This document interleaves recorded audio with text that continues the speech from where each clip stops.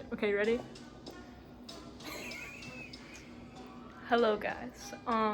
Today we'll be reading you a story from Classic Ghost Stories. Yes. Specifically, we randomized a story, and we ended up with The Story of the Inexperienced Ghost by H.G. Wells. A classic, you know. Yes, a classic. If you will know him from The Time Machine, The Invisible Man, the one of the original authors or one of the creators of the genre of science fiction. Yeah, a lot of books. Yes. You know what Gaby loves. Books. Sorry, there's a dog. The dog won't let me hold it. Alright, The Story of the Inexperienced Ghost by H.G. Wells. The scene amidst which Clayton told his story comes back very vividly to my mind. There he sat for the greater part of the time in the corner of the authentic settle by a spacious open fire, and Sanderson sat beside him smoking the Broseley clay that bore his name.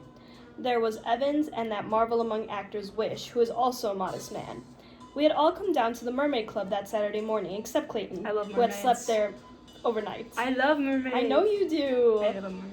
I don't think they let you into this club, though. I'm worried it's just a gentleman's club. I think it's just a gentleman's club. Yeah. Though, unfortunately. Anyway, which indeed gave him the opening of his story. We had golfed until golfing was invisible. We had dined, and we were in the mood of tranquil kindliness when men will suffer a story. When Clayton began to tell one, we naturally supposed he was lying. It may be that indeed he was lying. Of that the reader will speedily be able to judge as well as I. He began, it is true, with an air of matter-of-fact anecdote, but that we thought was only the incurable artifice of a man. I say, he remarked after a long consideration of the upward rain of sparks from the log that Sanderson had thumped, you know I was alone here last night. Except for the domestics, said Wish. Who sleep in the other wing, said Clayton. Yes, well. He pulled out his cigar for some little time, as though he was still hesitated about his confidence. Then he said, quite quietly, I caught a ghost. Caught a ghost, did you? Not the accent. Yeah, I know. I know. I'll give him accents. Caught a ghost, did you? Said Sanderson. What is it? And Evans, who admires Clayton immensely and has been 4 weeks in America, shouted, I'm still gonna give him a British accent. Caught a ghost, did you, Clayton?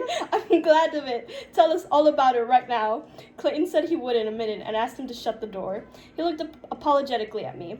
There's no eavesdropping, of course, but we don't want to upset our very excellent service with any rumors of ghosts in the place. There's too much shadow and oak paneling to trifle with that. And this, you know, wasn't a regular ghost. I don't think it will come again, ever. You mean to Wait, say... there was a ghost? Yeah. Yeah. Okay. You mean to say you didn't keep it, said Sanderson. I hadn't the heart to, said Clayton. And Sanderson said he was surprised. We laughed and Clayton looked aggrieved. I know, he said with the flicker of a smile, but the fact is, it really was a ghost, and I'm as sure of it as I am that I'm talking to you now. I'm not joking, I mean what I say. Sanderson drew deeply at his pipe, with one reddish eye on Clayton, and then emitted a thin jet of smoke, more eloquent than many words. Clayton ignored the comment. It's the strangest thing that has ever happened in my life. You know, I never believed in ghosts or anything of the sort before, ever. And then, you know, I bagged one in a corner and the whole business is in my hands. He meditated still more profoundly and produced and began to pierce a second cigar with a curious little stabber he affected. You talked to it? Asked Wish. For the space, probably of an hour. Chatty? I said, joining the party of the skeptics. The poor devil was in trouble, said Clayton, bowed over his cigar end, and with the very faintest note of reproof. I've decided to stop the British accents for all of them except for Clayton. I agree. I think it's a good choice. Yeah. Do you think Clayton's the inexperienced ghost? Well, it's his story. Yeah, but maybe that's the reason why he's the experienced. Oh! Yeah. Foreshadowing? Yeah. Maybe. I don't think that's what foreshadowing is, but I like it. I think that's... Maybe. I don't know. I don't know. Chatty, I said, joining the party of the skeptics. The poor devil was in trouble, said Clayton, bowed over his cigar and with the very faintest note of reproof. Sobbing? Someone asked. Clayton heaved a realistic sigh at the memory. Good Lord, he said, yes. And then, poor fellow, yes. Poor fellow. Where did you strike it? Asked Evans in his best American accent. Now I'm confused. Are they American or British? I think they might be just newly American. Yeah. If they just moved there. Yeah. I'm trying to bite my hands. I'm gonna stick with my... I like your choices. Yeah. I think they're good choices. Thank you. Yeah. Where did you strike it? Asked Evans in his best American accent. I never realized, said Clayton, ignoring him. The poor sort of thing a ghost might be. And he hung us up again for a time, while he sought for matches in his pocket and lit and warmed to his cigar.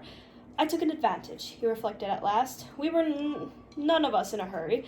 A character, he said, remains just the same character for all that it's been disembodied. That's a thing we too often forget. People with a certain strength of fixity of purpose may have ghosts of a certain strength and fixity of purpose. Most haunting ghosts, must be as one's ideaed as monomaniacs and as obstinate as mules to come back again and again. This poor creature wasn't. He suddenly looked up rather queerly, and his eyes went round the room. I say it, he said, in all kindliness, but that is the plain truth of the case. Even at the first glance, he struck me as weak. He punctuated with the hub of his scar. I came upon him, in the long passage. His back was towards me, and I saw him first. Right off, I knew him for a ghost. He was transparent and whitish, clean through his chest. I could see the glimmer of the little window at the end.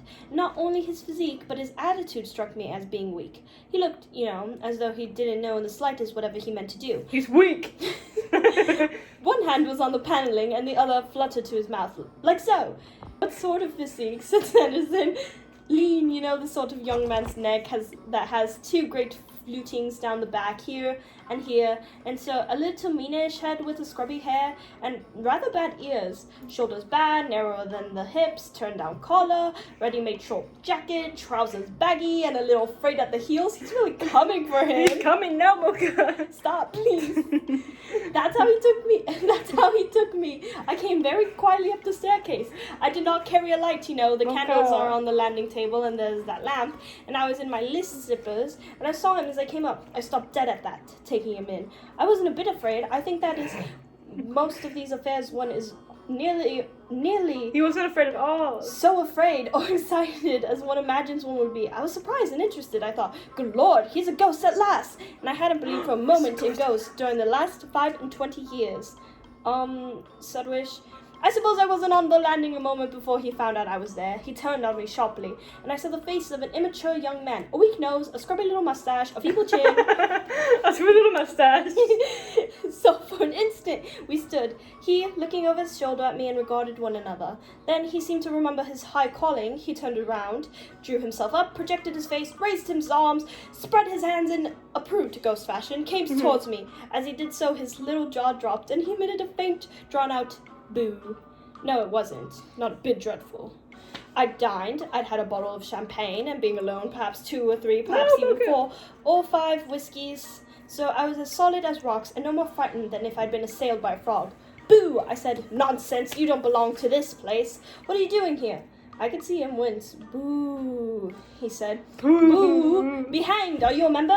I said, and just to show I didn't care a pin for him, I stepped through the corner of him and made to light my candle. Are you a member? I repeated, looking at him sideways. He moved a little so as to stand clear of me, and his bearing became crestfallen. No, he said in answer to the persistent interrogation of the eye. I'm not a member. I'm a ghost.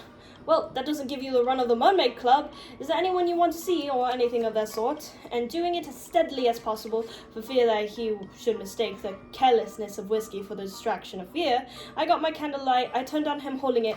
What are you doing here? I said. He had dropped his hands and stopped his booing, and there he stood, abashed and awkward, the ghost of a weak, silly, aimless young man. I'm haunting, he said. You haven't any business to, I said in a quiet voice. I'm a ghost. I'm a ghost, he said, as if in defense. That may be, but you haven't any business to haunt here. This is a respectful, private club. Yeah, really. How could you? Literally. You need, a membership to get in here. It's fancy. Not anyone can get in. Exactly, especially ghosts. Oh, God. People often stop here with nursemaids and children and going about in the careless way you do. Some poor little mite could easily come upon you and be scared out of her wits. I suppose you didn't think of that. No, sir, he said. I didn't. You should have done. You haven't any claim on the place, have you? Weren't murdered here, anything of that sort? None, sir. But I thought as it was old and oak-panelled, that's no excuse. I regarded him firmly. Your coming here is a mistake, I said, in a tone of friendly superiority. I feigned to see if I had my matches, and then looked up at him frankly. If I were you, I wouldn't wait for cock crow. I'd vanish right away. He looked embarrassed. The fact is, sir, he began. I'd vanish, I said, driving it home. The fact is, sir, that somehow I can't. You can't? You can't?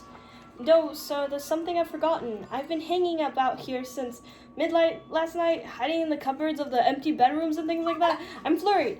I've never come haunting before, and it seems to put me out. Put Really? you out? Put you out? Yes, sir. I've tried to do it several times, and it doesn't come up. There's some little thing that has me slipped, and I can't get back. That rather bowled me over. He looked me in such an abject way that, for the life of me, I couldn't keep up quite the high, hectoring vein I had adopted. That's queer. That's queer. I said it, and as I spoke, I fancied I heard someone moving about down below. Come into my room and tell me more about it, I said. I didn't, of course, understand this, and I tried to take him by the arm, but of course you might as well have tried to take hold of a puff of smoke. I'd forgotten my number, I think. Anyhow, I remember going to several bedrooms. It was lucky I was the only soul in that wing until I saw my traps. Here we are, I said, and we sat down in the armchair. Sit down and tell me all about it. Really? Seems to me you have got yourself into a jolly awkward position, old chap. Well, he said he wouldn't sit down. He'd prefer to flit up and down the room if it was all the same to me. And so he did, and in a little while we were deep in a long and serious talk. And presently, something of those whiskies and sodas evaporated out I of like me. the British ghost. It's funny. British ghost? I made the ghost American. Wait, you made him American? Yeah, we're talking about Clayton. Clayton's the British one. I thought the ghost was talking at some point. The ghost was talking at some point. I tried to do like a British accent and then I quit Oh, halfway through, so... I guess. I Yeah. guess I just really remember that British accent. Yeah, it was a British accent, but it was like somehow higher, like... It was like a little boy. Yeah, it was a little boy. It was a little boy. What's the thing? Mama, It's like, Mama. please let me go outside and play. Can I go outside and play today? I've got school! No, my And I friend. began to realize just a while that a thundering rum and weird business it was that I was in. There he was, semi-transparent, the proper conventional phantom, and noiseless except for his ghost of a voice, flitting to and fro in that nice, clean, chintz-hung old bedroom. You could see the gleam of the copper candlesticks through him, and the lights on the brass fender, and the corners of the framed engravings on the wall. And there he was, telling me all about his wretched little life of his that had recently ended on Earth. He hadn't a particularly honest face, but being transparent, of course, he couldn't avoid telling the truth. Being transparent? That's funny. That was good. That was a good joke. Good job, H.G. Wells. Okay. It's mostly a story for Julia. Yes, I'm listening so hard. Okay, so the story of the Inexperienced Ghost by H.G. Wells. The scene amidst which Clayton... Hey? Said Wish, suddenly sitting up in his chair. What? Said Clayton. Being transparent, couldn't avoid telling the truth? I don't see it. Said Wish. I don't see it, said Clayton with inimitable assurance. But it is so. I can assure you, nevertheless, I don't believe he got once a nail's breadth of the Bible truth. He told me how he had been killed. He went down into a London basement with a candle to look for a leakage of gas and described himself as a senior English master in a London private school when that release occurred. Poor wretch, said I. Poor wretch. That's what I thought, and the more he talked, the more I thought it. There he was, purposeless in life and purposeless out of it. He talked of his father and mother, of his schoolmaster, and all who had ever been anything to him in the world, meanly. He had been too sensitive, too nervous. None of them had ever valued him properly or understood him, he said. He had never had a real friend in the world. I think he had never had a success. He had shirked games and failed examinations. It's like that with some people, he said. Whenever I got into the examination room or anywhere, everything seemed to go. Engaged to be married, of course, to another oversensitive person, I suppose. When the indiscretion with the gas escape ended his affairs. And where are you now? I asked. Not in. He wasn't clear on that point at all. The impression he gave me was a sort of vague intermediate state, a special reserve of souls, too non-existent for anything so positive as either sin or virtue. I don't know. He was much too egotistical and unobservant to give me any clear idea of the kind of place, kind of country there is on the other side of things. Wherever he was, he seems to have fallen in with a set of kindred spirits, ghosts of weak, cockney young men, who were on footing of Christian names, and among these there was certainly a lot of talk about going hunting and things like that. Yes, going hunting. They seemed to think hunting a tremendous adventure, and most of them funked it all the time. Funked, not funked. Funked. I will make sure. Yeah, and so and so primed, you know, he had come. But really? Said Wish to the fire. But not even being protected then. But really? I'm switching. This one's Wish. Can't believe his name is Wish. These are the impressions he gave me anyhow, said Clayton modestly. I may, of course, have been in a rather uncritical state, but that was the sort of background he gave to himself. He kept flitting up and down, and then his thin voice going talking about his wretched self, never a word of clear, firm statement from first to last. He was thinner and sillier and more pointless than if he had been real and alive. Only then, you know, he would not have been in my bedroom here. If he had been alive, I should have kicked him out. Of course, said Evans, there are poor mortals like that. And there's just as much chance of their having ghosts as the rest of us. Yeah. I admitted. What gave... Who's speaking? So Clayton's the one that's, like, experienced the ghost, right? Yeah. He's the one who's talking about him. He saw him on a hallway after his, like, little dinner. Yeah. Yeah, and he's like, come on, old chap. Let's talk. Let's talk. And he's like, you're a ghost. Yeah, and he's like, you're a pretty bad one at that. Yeah, you're not very scary, my dude. And he's like, I don't know how to. Yeah, and he's like, well, I'm not a ghost, but I'll teach you. He didn't say that, but yeah. I'm guessing that's where this is going. Yeah. How many pages do we have left? I put my little bookmark in there. Oh. We have, like, 3. It's a cute book. What gave a sort of point to him, you know, was the fact that he did seem within limits to have found himself out. The mess he had made of haunting had depressed him terribly.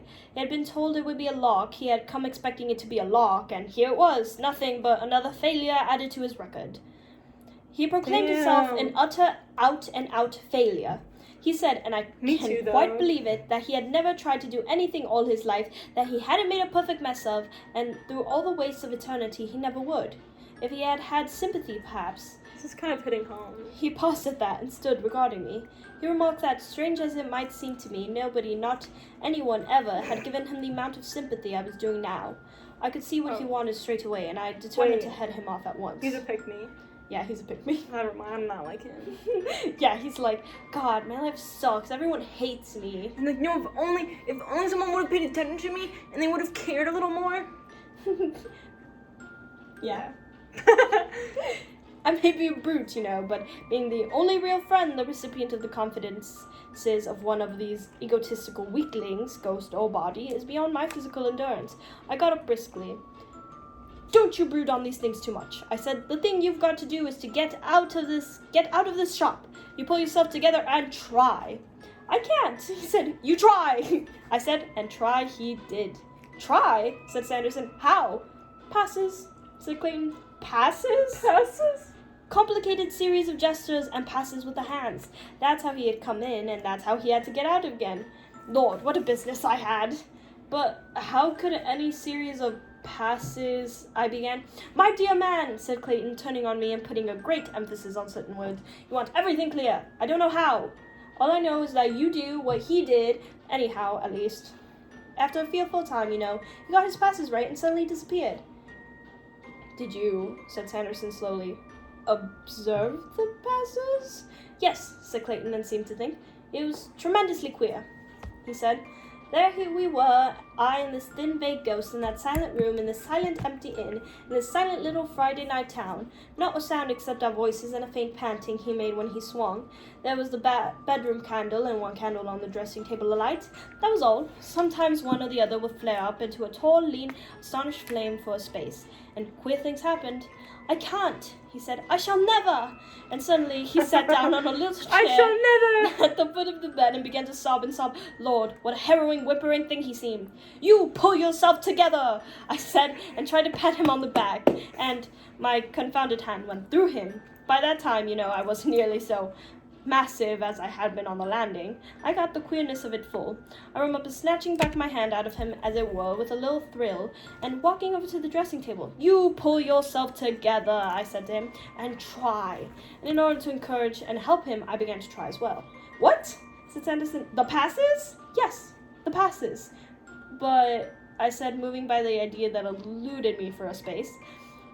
This is interesting, said Sanderson with his finger in his pipe bowl. You mean to say this ghost of yours gave away Did his level best to give away the whole confounded barrier? Yes. He didn't. Yes. Yeah, what about it? Biting you, Roka. He didn't, said Wish. He couldn't, or you'd have gone there too. That's precisely it, I said, finding my elusive idea put into words for me. That is precisely it, said Clayton, with thoughtful eyes upon the fire. For just a little while, there was silence. And at last he did it, said Sanderson. At last he did it. I had to keep him up to it hard, but he did it at last, rather suddenly. He despaired, we had a scene, and then he got up abruptly and asked me to go through the whole performance, slowly, so that he might see. I believe, he said, if I could see, I should spot. That was what was wrong at once, and he did. I know, he said. What do you know? Said I. I know, he repeated. Then he said peevishly, I can't do it. If you look at me, I really can't. It's been that partly all along. I'm such a nervous fellow that you put me out. Well, we had a bit of an argument. Naturally, I wanted to see, but he was as obstinate as a mule, and suddenly I had come over as tired as a dog. He tired me out. All right, I said, I won't look at you, and turned towards the mirror on the wardrobe by the bed. He started off very fast. I tried to follow him by looking in the looking glass to see just what it was had hung. Round went his arms and his hands, so and so and so, and then with a rush came to the last gesture of all. You stand erect and open out your arms, and so, don't you know, he stood, and then he did it, he wasn't. I wheeled round from the looking glass to him. There was nothing. I was alone, with the flaring candles and staggering mind. What had happened? Had anything happened? Had I been dreaming? And then, with an absurd note of finality about it, the clock upon the landing discovered that moment was ripe for striking one. So, bing! And I was as grave and sober as a judge, with all my champagne and whiskey gone into the vast serene, feeling queer, you know, confoundedly queer, good lord. Queer. He sure does like to use the word queer a Maybe lot. he is queer. Maybe he's queer, but to be fair, it was used, like, Yeah. He regarded his cigar ash for a moment. That's all that happened, he said. And then you went to bed? Asked Evans. What else was there to do? I looked Wish in the eye. We wanted to scoff, and there was something perhaps in Clayton's voice and manner that hampered our desire.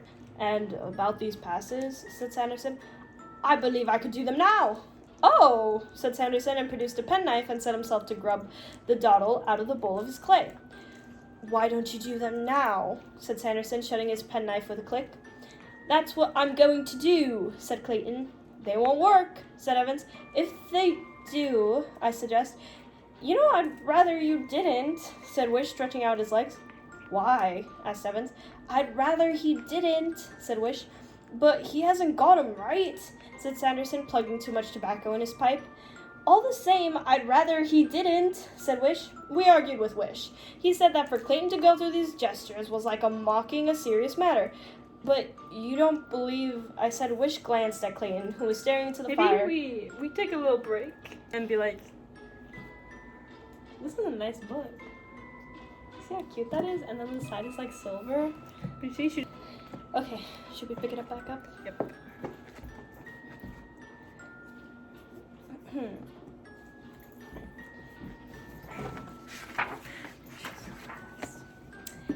Clayton, who was staring into the fire, weighing something in his mind. I do more than half anyhow I do, said Wish. Clayton, said I, you're too good of a liar for us. Most of it was all right, but that disappearance happened to be convincing. He stood up without heeding me, took the middle of the hearth rug, and faced me. For a moment he regarded his feet thoughtfully, and then for all the rest of the time his eyes were on the opposite wall, with an intent expression. He raised his two hands slowly to the level of his eyes, and so began. Now, Sanderson is a Freemason, a member of the Lodge of the Four Kings, which devotes itself so ably to the study and elucidation of all the mysteries of Masonry, past and present, and among the students of his lodge, Sanderson is by no means the least. He followed Clayton's motions with a singular interest in his reddish eye. It's not bad, he said when it was done. You really do, put things together, Clayton, in a most amazing fashion. But there's one little detail out. I know, said Clayton. I believe I could tell you which. Well, this, said Clayton, and did a queer little twist and rising thrust of his hand. He's gay. I think he's gay. He loves the word queer. He does. He's like, yeah, queer little twist. Yes. That, was that he couldn't get right, said Clayton. But how do you, most of his business, and particularly how you invented it? I don't understand at all, said Sanderson, but just that phase I do. He reflected. This happened to be a series of gestures, connected with a certain branch of esoteric masonry. Probably, or else how, he reflected still further. I do not see I can do any harm in telling you just the proper twist. After all, if you know, you know. If you don't, you don't. Yeah, really. If you know, you know. And if you don't, you don't. They say that actually? No, yeah, he says, after all, if you know, you know. If you don't, you don't. Damn, this dude is gay. Yeah. He actually trademarked that line. He did. Yeah. How old is H.G. Wells? Is this? I want to say. Because is his books late common? 1800s. I bet every single story in here is probably common domain. That's why they could put it in here. Probably. Bessie's dead though. He died. Oh, in 1946. Yeah. He's not that old. Yeah, no, he's like. He's British though. Born in Bromley High Street, London. So I'm not wrong. You're not wrong. I know nothing, said Clayton, except what the poor devil let out last night. Well, anyhow, said Sanderson, and placed his church warden very carefully upon the shelf over the fireplace. Then, very rapidly, he gesticulated with his hands. So, said Clayton, repeating. So, said Sanderson, and took his pipe in hand again. And now, said Clayton, I can do the whole thing right. He stood up before the waning fire and smiled at us all. But I think there was just a little hesitation in his smile. If I begin, he said. I wouldn't begin, said Wish.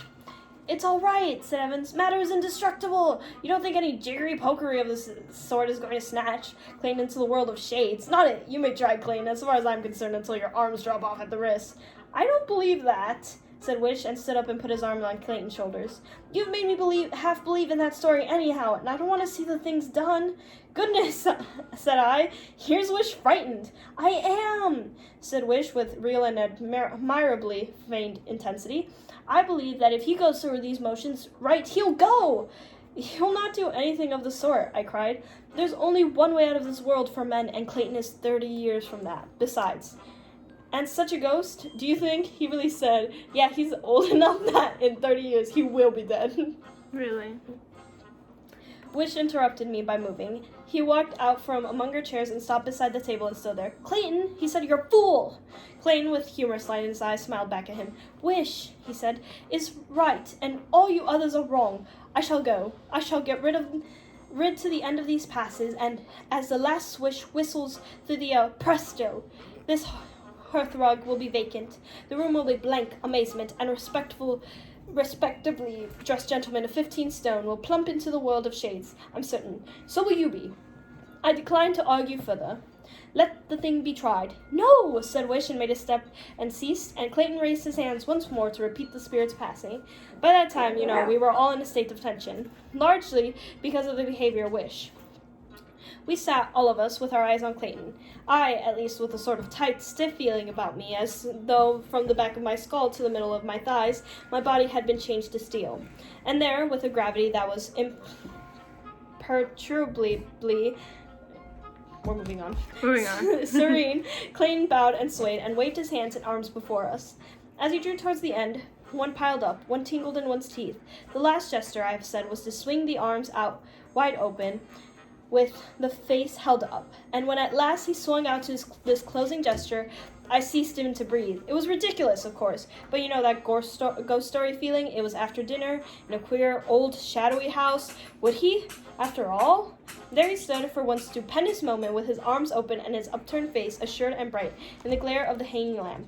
We hung through that moment as if it were an age, and then came from all of us something that was half a sigh of infinite relief and half a reassuring no, for visibly he wasn't going. It was all nonsense. It was. Yep, he had told an idle story and carried it almost to conviction, and that was all. And then, in the moment, the face of Clayton changed. It changed. It changed as a lit house changes when its lights are suddenly extinguished. His eyes were suddenly eyes that were fixed. His smile was frozen on his lips, and he stood there, still. He stood there, very gently swaying. That moment, too, was an age. And then, chairs were scraping, things were falling, and we were all moving. His knees seemed to give, and he fell forward, and Evans rose and caught him in his arms. It stunned Saul. For a minute, I suppose no one said a coherent thing. We believed it, yet could not believe it. I came out of a muddled stupefaction to find myself kneeling beside him, and his vest and shirt were torn open, and Sanderson's hand lay on his heart. Well, the simple fact before us could very well wait our convenience. Well, the simple fact before us could very well wait our convenience. There was no hurry for us to comprehend. It lay there for an hour. It lies athwart my memory, black and amazing still to this day. Clayton had indeed passed into the world that lies so near to and so far from our own, and he had gone thither by the only road that mortal men may take. But whether he did indeed pass there by that poor ghost incantation, or whether he was stricken suddenly by apoplexy in the midst of an idle tale, as the coroner's jury would have us believe, is no matter for my judgment. It is just one of those inexplicable riddles that must remain unsolved until the final solution of all things shall come. All I certainly know is that in that very moment, in that very instant of concluding those passes, he changed and staggered and fell down toward us, dead. Clayton died? Yeah. I said foreshadowing! Did you miss that? No. I just said I'd good at foreshadowing. Yeah, he died like a page ago. Did a page ago? Well, not a page ago. It was like when he's doing the ritual, and then they're like, oh my god, now he started like falling, and they're like, he did. Look at Mocha. She's so funny. Mocha, stop Why are you jumping exposing her like this? Well, she just keeps jumping. Okay, I'm gonna put you down again. So let's talk about the story. It was a spooky story, which was kind of nice, because I do get scared easily. You know what? I feel like, even though, like, technically our thing is supposed to be, like, spooky, I'm very bad at, like, dealing with horror. And so I like, just, like, supernatural stuff that isn't spooky. Yeah, I just like ghosts. I just like ghosts. I just like ghosts. And they don't have to be scary ghosts. Yeah. They just have to be... I feel like that's a huge misconception with ghosts. Right? Yeah. Because actually, now that I think of it, it's not even, like, spooky stars. It's just classic ghost stories. They're just ghost stories. They don't have to be spooky. You see, even, you don't have to be what people tell you to be. You can be an unspooky ghost story. Overall, I think I'd give the story a 6 out of 10. Gonna be honest, I wasn't listening half the time I was reading. You know that thing where you read and like you're not actually processing what you're reading out loud? Yeah. Out loud. Mm-hmm. I read in my head. However, it wasn't bad. Like, I did like the idea of it not having to be a like scary story. Mm-hmm. Like I said, those will keep me up at night. Yeah, and I do not want to be up at night. Not I got tonight. things to do, place to be, people to see. Yeah. I think H.G. Wells is a pretty good writer. I think he is too. I think I need more story with his characters, because his characters right now are just white men. Yeah. And so I think like I'm okay with the character-driven like books and like stories, but the characters have to be interesting.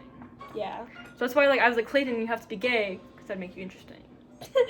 Basically, it's just that they're all white men. They're all straight women, and if Clayton... Well, we don't know if they're straight. Okay, that's what I'm saying. Clayton might be a little queer. To be fair, we also don't know if they're all white. I'm just assuming they are. It's written by H.G. Wells. I'm pretty sure they're all white. Yeah, probably. White men author only write about white men. It's true. Unless they're crazy. Unless they're better. I guess... Hey. Whatever her name. Eliza Fitzgerald, she wrote about white men too. I was gonna say, but she... Zelda? Zelda, yeah. The one who wrote Great Gatsby. Yeah, but then her husband stole it. Yeah. That's what I'm saying. Men suck. Women are awesome. Yes. Or just not men in general. Women are not men. You heard it here first, folks. Thanks. And,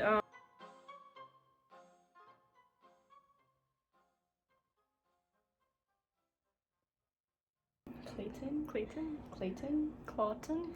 I like Clayton. You're just, it's, art's interpretive. Clayton. So, yeah. Okay.